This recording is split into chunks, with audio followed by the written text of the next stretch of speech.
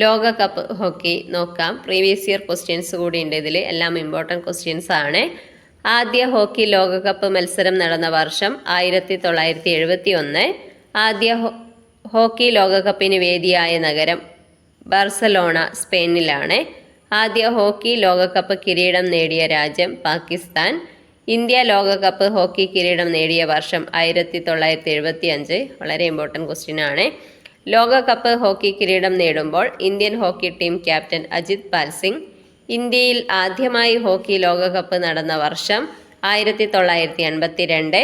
ലോകകപ്പ് ഹോക്കിക്ക് വേദിയായ ആദ്യ ഏഷ്യൻ നഗരം ക്വാലാം ലംപൂർ, 1975. ഏറ്റവും കൂടുതൽ തവണ ലോകകപ്പ് ഹോക്കി നേടിയ ടീം പാകിസ്ഥാൻ, 4 തവണ.